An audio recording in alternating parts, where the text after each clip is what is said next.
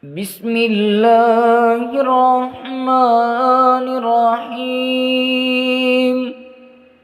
ياسين والقرآن الحكيم إنك لمن المرسلين على صراط مستقيم. تنزيل العزيز الرحيم لتنذر قوما ما أنذر آباؤهم فهم غافلون. لقد حق القول على أكثرهم فهم لا يؤمنون. إنا جعلنا في أعناقهم أغلالا فهي إلى الأذقان فهم مقمحون. وجعلنا من بين أيديهم سدا ومن خلفهم سدا فأغشيناهم فهم لا يبصرون. وسواء عليهم أأنذرتهم أم لم تنذرهم لا يؤمنون. إنما تنذر من اتبع الذكر وخشي الرحمن بالغيب فبشره بمغفرة وأجر كريم. إنا نحن نحيي الموتى ونكتب ما قدموا وآثارهم وكل شيء أحصيناه في إمام مبين. واضرب لهم مثلا أصحاب القرية إذ جاءها المرسلون إذ أرسلنا إليهم اثنين فكذبوهما فعززنا بثالث فقالوا إنا إليكم مرسلون. قالوا ما أنتم إلا بشر مثلنا وما أنزل الرحمن من شيء إن أنتم إلا تكذبون.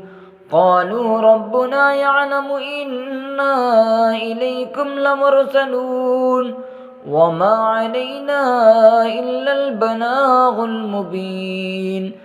قالوا إنا تطيرنا بكم لئن لم تنتهوا لنرجمنكم وليمسنكم منا عذاب أليم. قالوا طائركم معكم أئن ذكرتم بل أنتم قوم مسرفون. وجاء من أقصى المدينة رجل يسعى قال يا قوم اتبعوا المرسلين اتبعوا من لا يسألكم أجرا وهم مهتدون. وما لي لا أعبد الذي فطرني وإليه ترجعون. أأتخذ من دونه آلية إن يردني الرحمن بضر لا تغن عني شفاعتهم شيئا ولا ينقذون. إني إذا لفي ضلال مبين. إني آمنت بربكم فاسمعون. قيل ادخل الجنة قال يا ليت قومي يعلمون بما غفر لي ربي وجعلني من المكرمين. وما أنزلنا على قومه من بعده من جند من السماء وما كنا منزلين. إن كانت إلا صيحة واحدة فإذا هم خامدون. يا حسرة على العباد ما يأتيهم من رسول إلا كانوا به يستهزئون. ألم يروا كم أهلكنا قبلهم من القرون أنهم إليهم لا يرجعون. وإن كل لما جميع لدينا محضرون. وآية لهم الأرض الميتة أحييناها وأخرجنا منها حبا فمنه يأكلون. وجعلنا فيها جنات من نخيل وأعناب وفجرنا فيها من العيون ليأكلوا من ثمره وما عملته أيديهم أفلا يشكرون سبحان الذي خلق الأزواج كلها مما تنبت الأرض ومن أنفسهم ومما لا يعلمون وآية لهم الليل نسلخ منه النهار فإذا هم مظلمون والشمس تجري لمستقر لها ذلك تقدير العزيز العليم والقمر قدرناه منازل حتى عاد كالعرجون القديم لا الشمس ينبغي لها أن تدرك القمر ولا الليل سابق النهار وكل في فلك يسبحون وآية لهم أنا حملنا ذريتهم في الفلك المشحون وخلقنا لهم من مثله ما يركبون وإن نشأ نغرقهم فلا صريخ لهم ولا هم ينقذون إلا رحمة منا ومتاعا إلى حين وإذا قيل لهم اتقوا ما بين أيديكم وما خلفكم لعلكم ترحمون وما تأتيهم من آية من آيات ربهم إلا كانوا عنها معرضين وإذا قيل لهم أنفقوا مما رزقكم الله قال الذين كفروا للذين آمنوا ونطعم من لو يشاء الله أطعمه